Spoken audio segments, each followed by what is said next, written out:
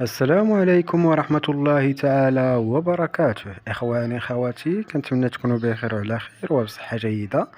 اليوم في هذا الفيديو هذا غادي نشوفوا طريقة التسجيل في مباريات الالتحاق بمؤسسات التكوين للقوات المسلحة الملكية رتبة جندي من الدرجة الثانية اللي هي الدوزيام كلاس. قبل ما نشوفوا طريقة التسجيل اللي هي سهلة يمكن لك تسجل بها عبر الهاتف ديالك او البي سي ديالك، وكتحتاج غير تملأ المعلومات ديالك وصافي. المهم، قبل ما نشوفوا طريقة التسجيل كنتمنى ديروا اشتراك في القناة، تزيد تدعمونا بلايك الفيديو بارطاج باش يوصلكم كل جديد بخصوص اي مباراة مقبلة ان شاء الله.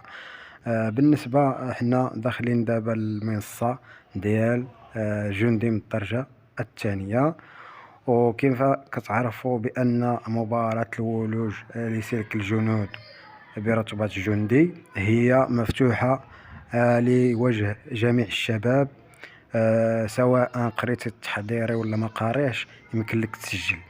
بالنسبة واحد السؤال اللي كيسألوه بزاف ديال الشباب: واش يمكن ليا نتسجل بالبكالوريا؟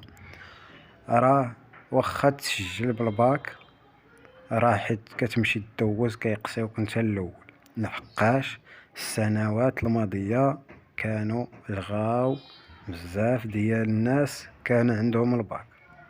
لهذا بلا ما تصدع راسك وتسجل. بالنسبة هاد الفوج سوف يستقبله المركز الأول للتجنيد والتكوين لمختلف الأسلحة اللي هو في الحاجة. توفر هذه المؤسسة التابعة للقوات المسلحة للتكوين الأولي للمجندين لفترة تمتد إلى 6 أشهر، ويتوج التكوين بهذه المؤسسة بحصول المتدرب على رتبة جندي من الدرجة الثانية. بالنسبة إلى التسجيل، كتكليكي على التسجيل، طلعت لنا الوجهة، غنديرو انسكرين. من بعد ما طلعت لك لاباج ديال انسكريبسيون، هنا غتركز مزيان وتعمر المعلومات ديالك بشوية عليك.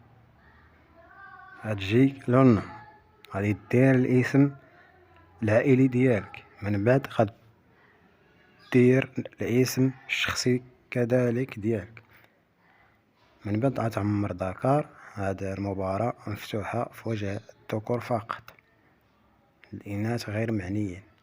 بالنسبة للسيتياسيون فاميليال غادي دير عازب سيليباتير، وهنا غادي دير تاريخ رقم الازدياد ديالك ورقم البطاقة الوطنية ديالك.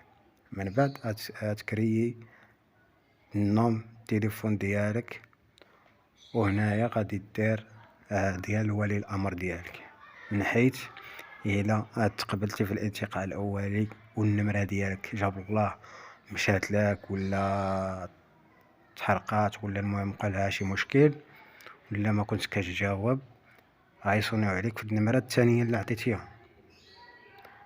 خاصو بجوج يكونوا خدامين. بالنسبة للايميل ديالك، غتجي غادي تكري الايميل باش راك خدام. الا ما كانش عندك كريي واحد جديد، ومن بعد تجي دير له كونفورماسيون هنايا، ودير واحد مود باس صغير اللي تعقل عليه وما تنساش، باش منين يخرجوا لي ريزولطا غيوصلك غتوصلك لا كونفيكاسيون في الايميل ديالك.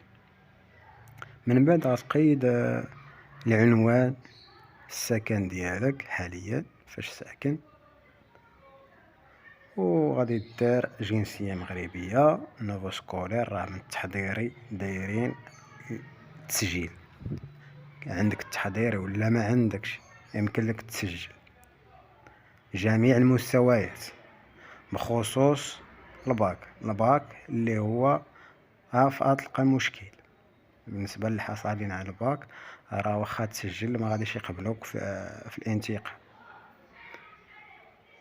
حتى الا قبلوك في الانتقاء فاش كتمشي دوز راه غادي يصيفطوك بحالك، عندك الباك ما يمكنش. بالنسبة لريجيون الجهة ديالك، من بعد لا بروفانس العمالة ديالك، من بعد لافي دو ريزيدونس الاقليم.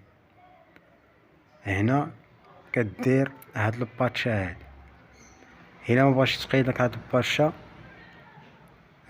تمشي لشي بلاصه وتقيد هاد الحروف كيما هما، ومن بعد غادي دير كوبي وتجي لهنايا وتكليكي عاوتاني دير كولي. ساهله. تينعكس لك هنايا مبقاوش يتقيدو.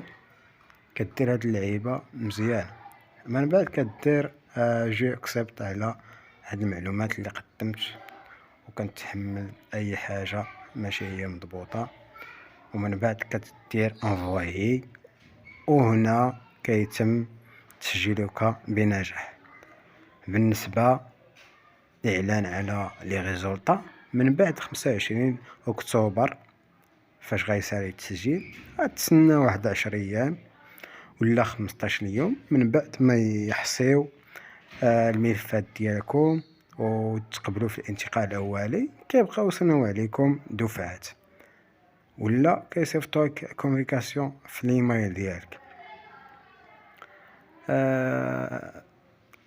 الى هنا نكون انهينا الفيديو. اتمنى تكونوا استفدتوا معنا، واللي مهتم يحاول يدير لنا اشتراك في القناة باش يوصلك كل جديد بخصوص اي مباراة مقبلة ان شاء الله. واي تساؤل حطوه لنا في تعليق نحاول نجاوبوا عليه. اللي عنده شي مشكل يحاول يحط لنا في التعليق ديالو ويشرح لنا المشكل ديالو ونحاولوا نشرحوا له. بالتوفيق للجميع ان شاء الله، والسلام عليكم.